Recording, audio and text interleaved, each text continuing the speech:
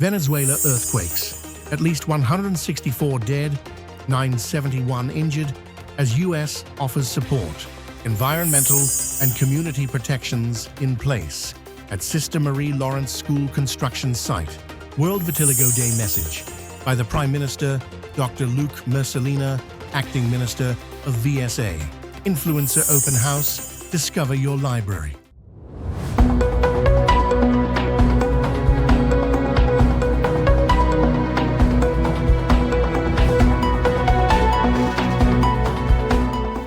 From the island, Sint Maarten, this is SXM Daily News for June 25th, 2026. Al Jazeera News reports that the rescue teams in Venezuela are desperately searching for survivors after two powerful earthquakes hit the country. Multiple buildings have collapsed. The interim president says at least 164 people have been killed and nearly 1,000 have been injured. The U.S. says its response will be fast and effective. Total panic at Venezuela's main international airport. Scrambling for cover.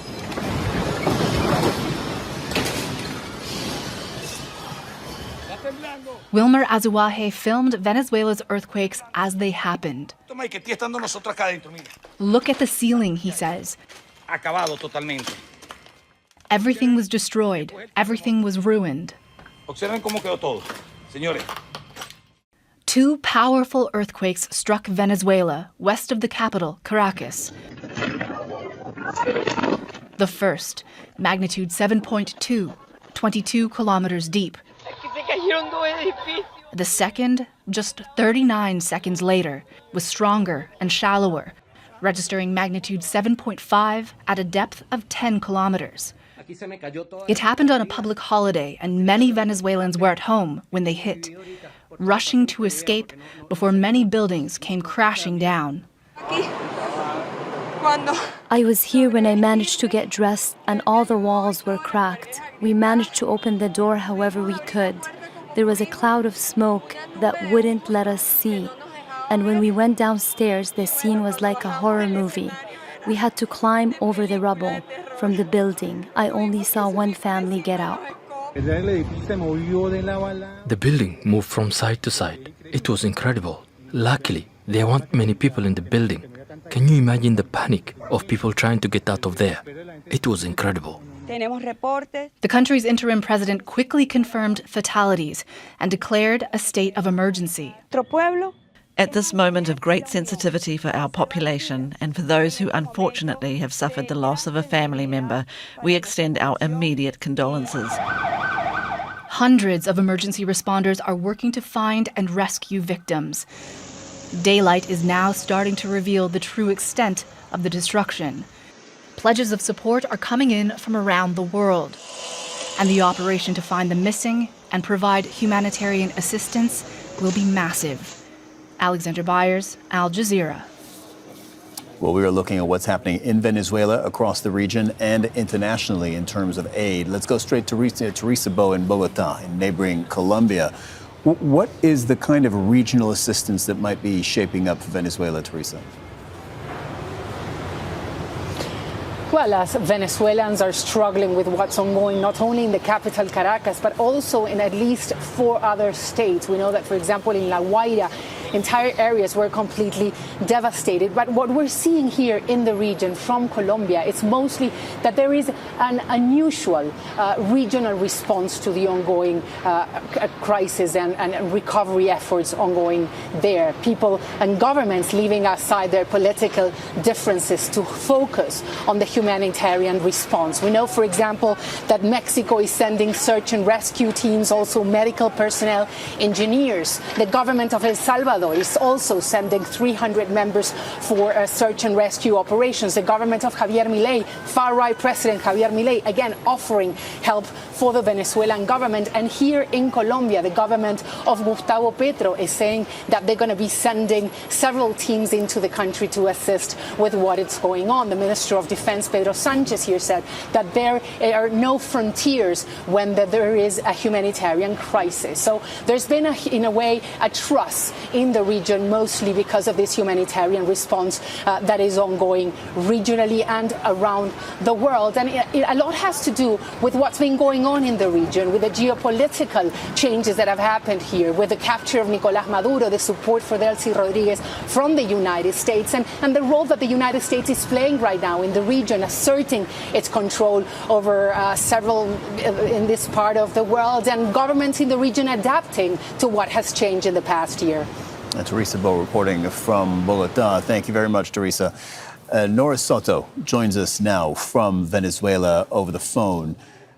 Norris, we're fighting through connection issues, which always happen when there's a natural disaster and where there's an earthquake, because communications tend to go down. But we are able to reach you at this moment.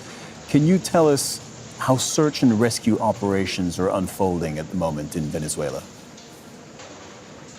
Well, the search and rescue situation is it's not ideal. I think that the Venezuelan government doesn't have the capacity to respond to this tragedy. The local authorities, the local mayors are even asking for citizens, for Venezuelans to go out on the streets and help the rescuers to try to find people alive underneath the buildings that collapsed. They are even asking for private developers to lend their equipment and machinery, because the state doesn't have the equipment necessary to respond to this crisis. And if we look at the public health sector, it's completely undermined, completely weak, and unable to respond to this crisis at the moment. Norris Soto reporting from the Venezuelan capital, Caracas. We'll work on that connection and we'll try and get you back as soon as we can in Vision. Thank you very much, Norris. Bringing in now Mike Hanna live from the White House. So, Mike, it was notable that U.S. authorities were very quick to say, we're going to help Venezuela. We are going to provide assistance. What do they say? What do you know? Yes, the response came from the Secretary of State, a long way away from the White House. He's in the Middle East on tour there. But he was asked about what the U.S. is going to do, and he said financial aid is not the immediate priority. What is the immediate priority is search and rescue efforts in which the U.S. will assist.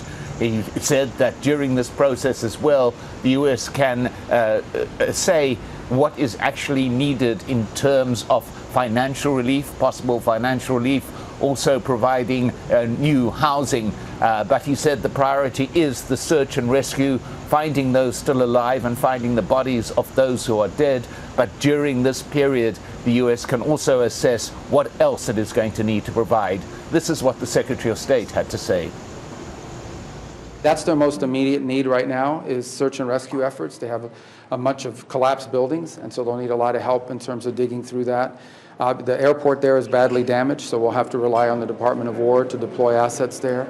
And then we're also helping them with some overhead imagery, especially in coastal areas where they don't have full visibility over what the damage has been and what the impact has been. Those are the acute, like short-term needs over the next 48 to 72 hours, because in search and rescue, you're trying to get to people while you can still save their lives. They're buried under rubble. And other countries are responding as well. The Qataris have already offered assistance, as we spoke to them earlier today as well. El Salvador has stepped up, and multiple countries around the region, including Chile and others, have reached out to us to communicate and get that happening. Leader of the National Alliance Party, Member of Parliament Egbert J. Doran, extends his deepest condolences and heartfelt prayers to the people of Venezuela following the devastating earthquakes that have claimed lives, injured hundreds, and caused widespread destruction across affected communities. On behalf of the National Alliance Party, I wish to express our sincere sympathies to the people of Venezuela during this incredibly difficult time. Our hearts go out to every family grieving the loss of a loved one, those who have been injured, those who remain missing, and the many families whose lives have been turned upside down by this tragedy. We also pay tribute to the courageous first responders, medical personnel, volunteers, and emergency workers who continue to risk their own safety to rescue survivors, provide relief, and bring hope to those in desperate need. Natural disasters remind us how fragile life can be, but they also remind us of the strength that comes from compassion, unity, and solidarity. Venezuela is our neighbor, and as members of the wider Caribbean and Latin American community, we stand together in times of hardship. May God grant comfort to those who mourn, healing to the injured, strength to those leading the recovery efforts, and hope to every community affected by this disaster. The National Alliance Party stands in solidarity with the people of Venezuela. You remain in our thoughts, our prayers, and our hearts as your nation begins the long road toward healing and recovery. Prime Minister Dr. Luc Mercelina. Today, World Vitiligo Day is observed as a day to raise awareness about vitiligo, a chronic skin condition that causes the loss of pigmentation in certain areas of the skin. While it is neither contagious nor life-threatening, many persons living with vitiligo face challenges that extend far beyond the physical condition itself. Misconceptions, stigma, unwanted attention, and discrimination can have a profound impact on a person, mental well-being, and sense of belonging. World Vitiligo Day, therefore, serves as an important reminder that awareness must be a companion to acceptance, and that understanding is needed to message from Prime Minister and Acting Minister of VSA. Today, June the 25th, we join the international community in observing World Vitiligo Day, a day dedicated to raising awareness, promoting understanding, and supporting individuals and families affected by vitiligo. Vitiligo is a chronic skin condition that causes the loss of pigmentation in certain areas of the skin.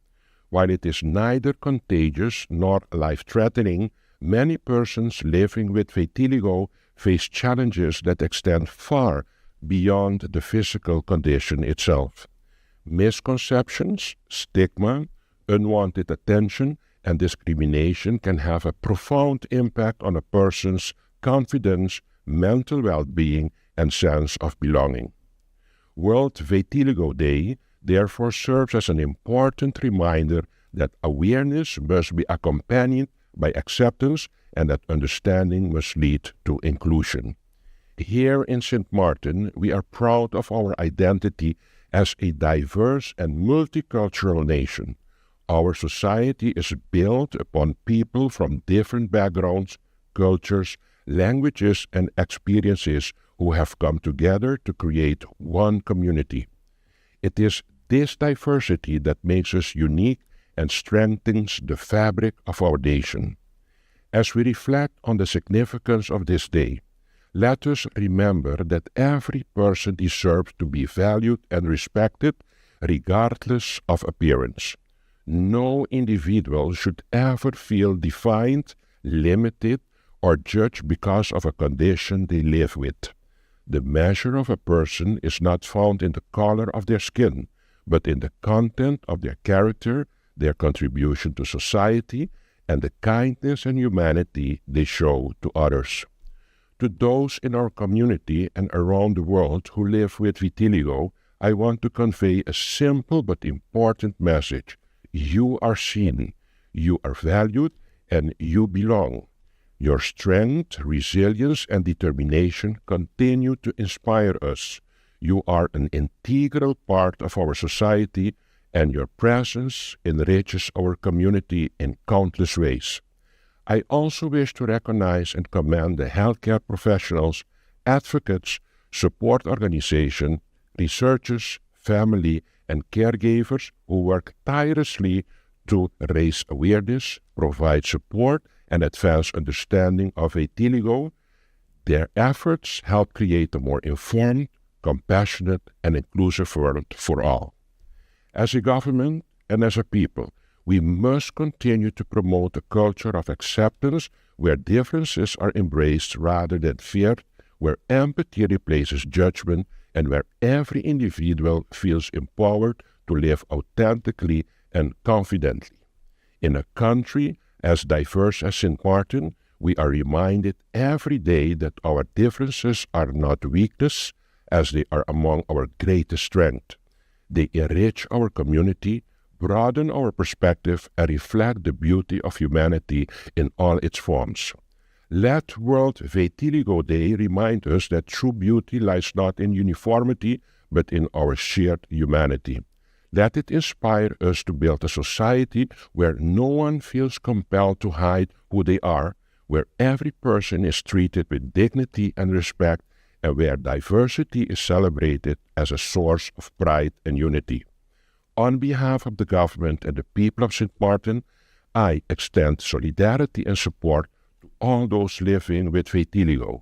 Together, let us continue building a nation where inclusion is not merely an aspiration, but a reality for all. Thank you, and may God continue to bless St. Martin.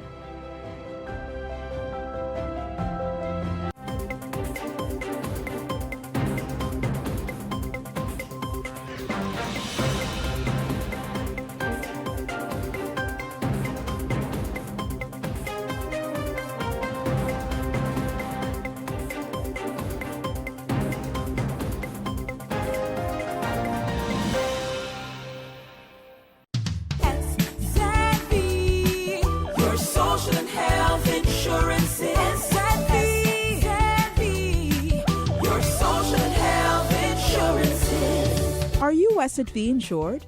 Do you have a valid medical insurance status?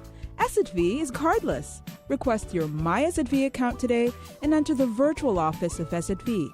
Go to sxv.sx and sign up now. SXM, yeah. Your social and health insurances.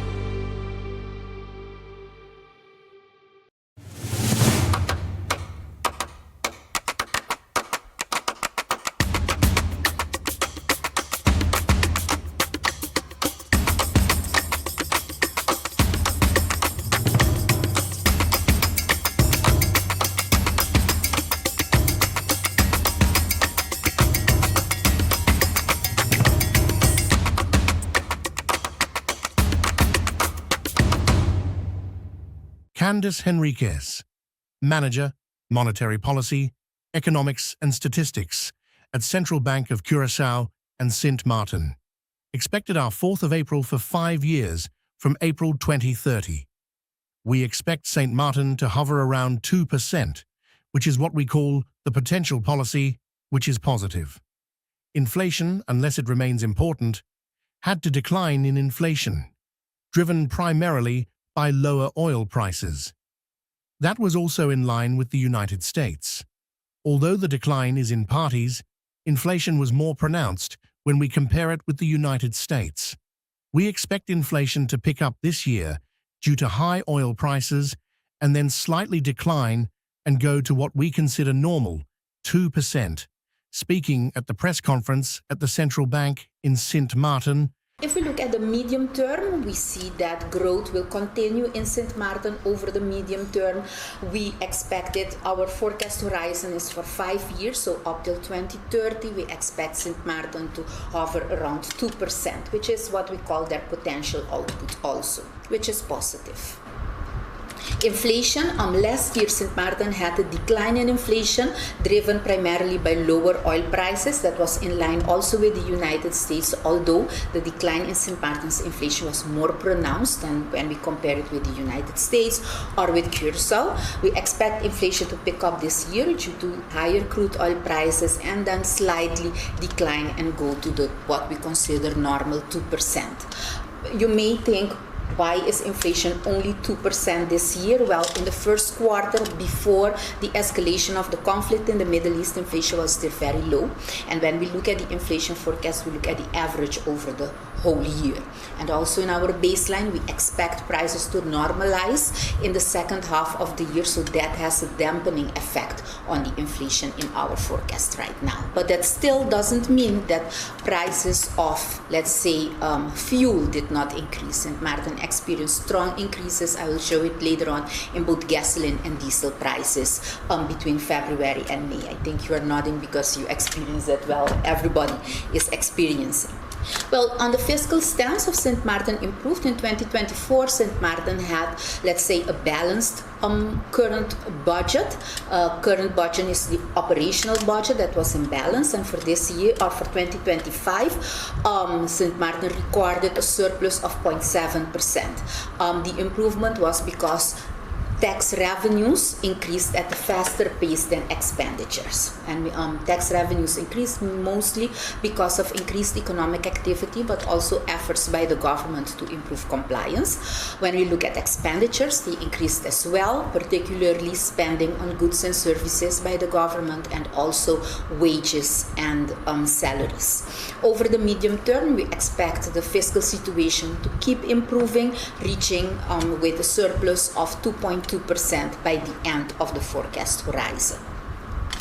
The debt, St. Maarten's debt to GDP ratio is expected to continue a declining trend. Last year, the debt to GDP ratio was around 41%, and we expect it to end at around 37% by 2030.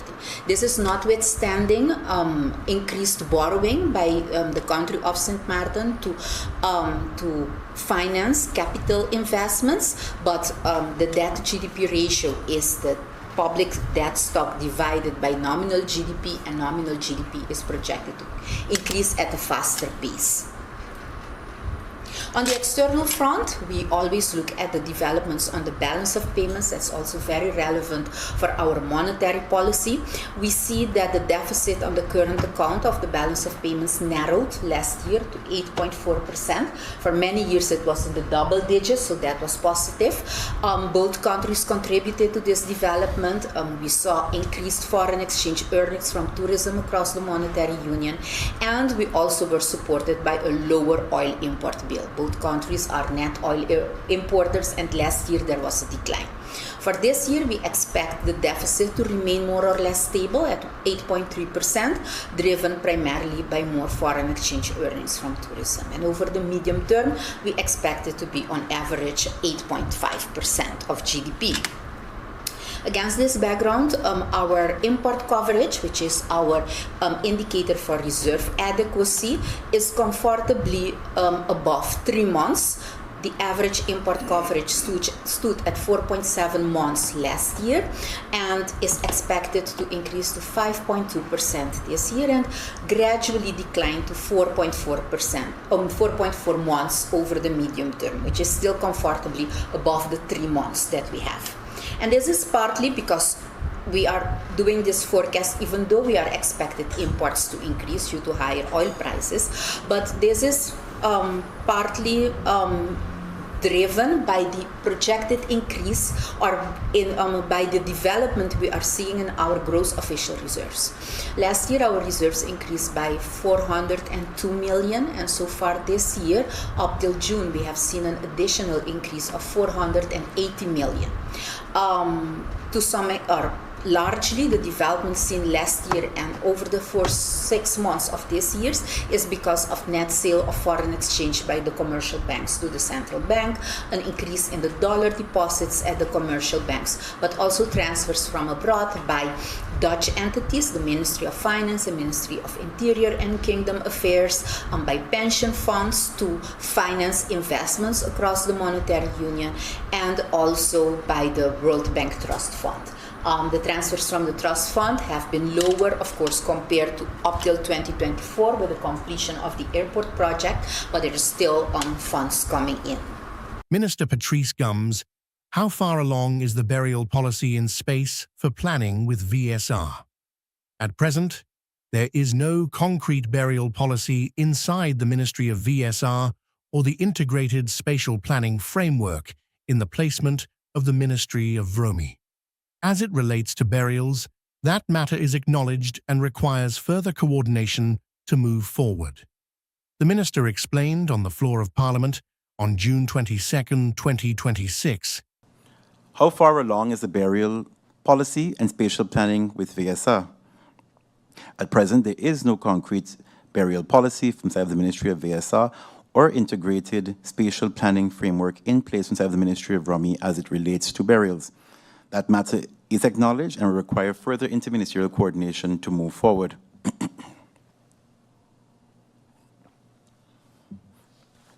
Will the Ministry fulfill the promised pilot project for the KB Cemetery? Yes, the pilot on KB Cemetery will be fulfilled. Why was there no update on the pilot project promised to the KB community? That is not true. The KB community and Ministry of VROMI are in regular communication regarding activities in and around the cemetery. Can the road leading to KB Cemetery be cleaned up? Indeed, this can and will, of course, be looked into to what level of intervention is needed from side of government. Would it be permissible to place a burial ground along the roadside? Even if the government wanted to, is it legally or practically allowed to place a burial ground on the roadside? The placement and establishment of burial grounds in St. Martin are governed by the applicable legislation, including the Begravingsverordening, the burial ordinance. In accordance with this legal framework, burials may only take place on officially designated and approved cemeteries. It is noted that some of the existing cemeteries on St. Martin are located adjacent to public roads. These cemeteries, however, were historically established and formally designated for burial purposes and are typically secured by fencing or other barriers to ensure separation from public infrastructure and to maintain safety, dignity, and order. The fact that these cemeteries are situated along roadways does not imply that roadside areas are generally suitable or permissible for establishment of new burial grounds.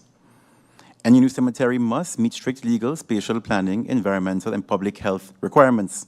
This includes, among other considerations, formal designation and approval by the competent authority, compliance with the zoning and land use planning regulations, adequate distance from residential areas and infrastructure, and finally, appropriate layout, access, and safeguarding measures.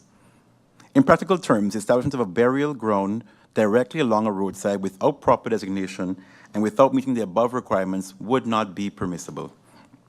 Should the government consider the development of additional burial capacity, this would need to take place through a structured planning process, ensuring that all legal, environmental, and public standards are fully met and that location is appropriate for such use. In your response to the questions, I find it very big in your response when it comes to mentioning that when questions are asked, and even if it's a yes or no question, you bring it up and you're saying the competent authority. I would like clarification based on who the competent said on the floor of Parliament. Minister, I've started listening, as you saw, that I didn't have any questions. I do not even know if I was to the last meeting. However, in your response to the questions, I find it's very vague in your response when it comes to mentioning when questions are asked, and even if it's a yes or no question, you broaden it and you're saying the competent authority. I would like clarification based on whom is the competent authority and how do we reach by reaching wherever we want to go when it comes to talking about the burial grounds or in cooperation with the French side and the Dutch side when it comes to burial. MP Darrell York, I asked the Minister if there was a formal capacity forecast based on material trends in burial practices. However, the Minister said that there are no. At least I understood from the Minister that there are no burial trends. However, I have been made to understand that statistics such as the number of cause deaths, age, sex, groupings of ICD diagnoses, length of stay, all these things are submitted quarterly to the Inspectorate Department. I asked the Minister about if there was a formal capacity forecast based on mortality trends in burial practices. However, the Minister said that there are no at least I understood from the Minister via you, Mr. Chair, that there are no burial trends. However, I have been made to understand that statistics such as how many deaths, cause of deaths, age, sex, groupings of ICD diagnoses, length of stay, all these things are submitted quarterly to the Inspectorate Department. So basically, mortality trends do exist. So I don't know if there's a breakdown in communication between Vromi and VSA, if Vromi even asked VSA, but these things do exist. Aside from that, the minister stated that there has been no public consultations as yet. However, he already knows, the minister already knows where averagely the burying ground is going to be in Belvedere Annex, somewhere in Belvedere Annex. So when the consultation does happen, what exactly is being consulted if the locations are already identified? So if the minister can expound on that, I think the residents of Belvedere would like to know what exactly, where their input is going to be taken into consideration. As well, in determining how much space is going to be needed for the burying ground, being that space was already purchased and to be allotted, if there's no, when would the capacity forecast be completed? Seeing that there's no capacity forecast, there has been no consultations, there has been no assessment of the land, I would like to know when are these things slated to be done? Because things that we put out is being disseminated, and we don't want wrong information to be put out, because right now the residents of Belvedere is expecting of Belvedere and Rice Hill are expecting a burying ground in the vicinity. They don't know when, they don't know how, they haven't been consulted. So I'd like the minister to expound on these things. As it pertains to the current cemetery, I remember there was a tentative date of when it was going to be closed, but I think that was prior to the additional vaults being installed, or the spaces being identified for the additional vaults. Correct me if I'm wrong. What the minister referenced it, but he didn't go into details. What amount of available spaces do we still have, and what is the projected closing date for the existing current burial ground in cul-de-sac? Also, what are the state of affairs as pertains to the burial ground in KB? Because I remember there were things being done. I would like to know what the update is as it pertains to that. Has the ministry considered land use alternatives, operational reforms, and policy reforms related to burial management? Because the minister referenced that there's no document of its kind. What are the... Because in the minister's presentation, Mr. Chairman, I get a lot of... I don't want to use the word fluff, because there was information given, but they were not... I think we all listen to it, but we still don't know what to expect, right? So if the minister can give some timelines, some tentative timelines, something that we know what to expect moving forward, so we don't ask questions when we already supposed to know what is supposed to be coming. So if the minister can expound more on giving some precise information based on what his ministry, and I would say the ministry, seeing that VSA also has to do with it, plan to be doing. Comprehensive environmental and community protection measures have been established as construction begins at the Sister Marie Lawrence School site under the Trust Fund's Fostering Resilient Learning Project, FRLP. The National Recovery Program Bureau, NRPB, has established clear safeguards to ensure that works are carried out safely, responsibly, and with minimal disruption to surrounding residents. The contractor, Steel Structures TNT LT, has begun mobilization. Most of the construction activities, such as foundation and substructure work, are expected to take place in the summer months. FRLP operates under an Environmental and Social Management Framework, ESMF, which guides how environmental and social risks are identified and managed. These safeguarding measures address matters such as traffic control, dust and noise mitigation, worker conduct, and site safety. All contractors are required to prepare a Contractor's Environmental Management Plan, CESMP, or Management Strategies and Implementation Plans, MSIPs. The plan must describe how contractors and subcontractors will comply with the project's environmental and social commitments outlined in the ESMF to ensure that these standards are adhered to throughout project implementation. Construction activity will differ from the demolition phase. Residents can expect periodic deliveries of construction materials and the mobilization of heavy equipment. Road users may experience partial road closures and occasional traffic delays, which will be communicated in advance. A traffic management plan is currently being updated to support traffic flow and reduce disruption during works, with coordination planned with community police and the Ministry of Public Housing, Spatial Planning, Environment and Infrastructure, VROMI. Users of the Middle Region Playground and Basketball Court can expect restrictions on access, particularly during working hours. Safety barriers and signage will be installed to prevent trespassing onto the construction site, and users are requested to observe all safety precautions and public announcements about these restrictions. Stakeholder engagement is also ongoing. 3 rounds of public consultations have been previously held, along with direct engagement with nearby residents, parents, teachers, and the Catholic School Board, the governing body of Sister Marie Lawrence School.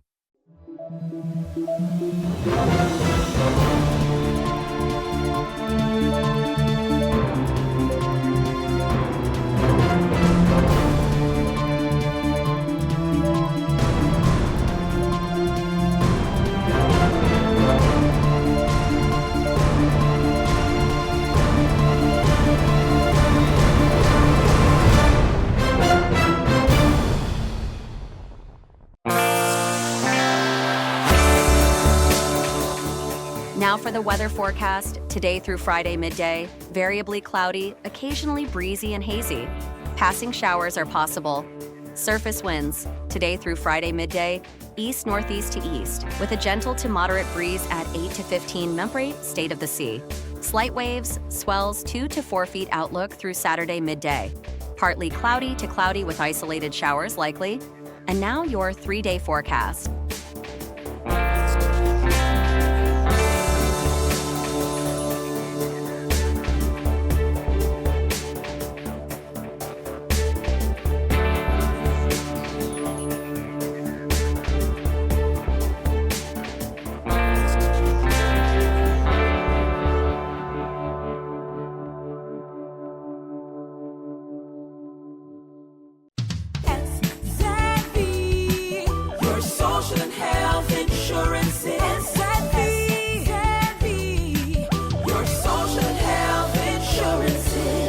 Are you SXM insured? Do you have a valid medical insurance status? SXM is cardless. Request your My SXM account today and enter the virtual office of SXM. Go to sxv.sx and sign up now. SXM, yeah. Your social and health insurances.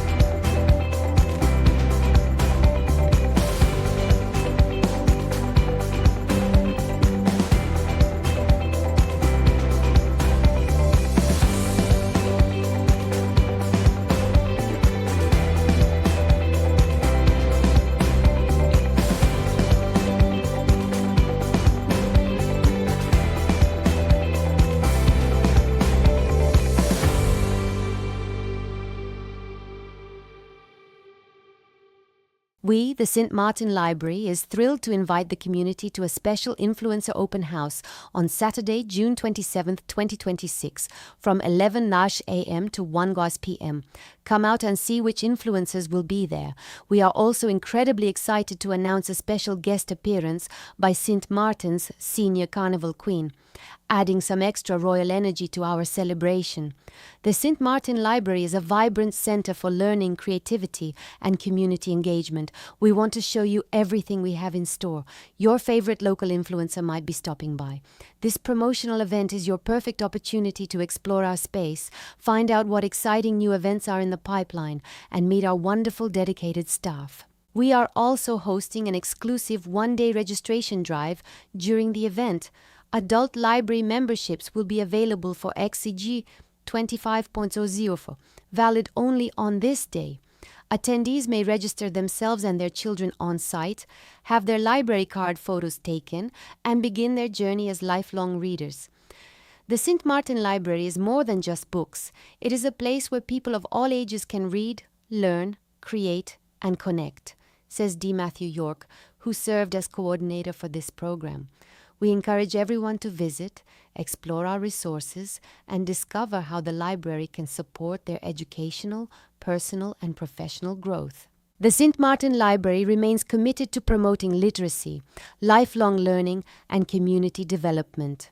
Through our diverse collections, engaging programs, digital resources, and educational services, we are here to support you at every stage of life.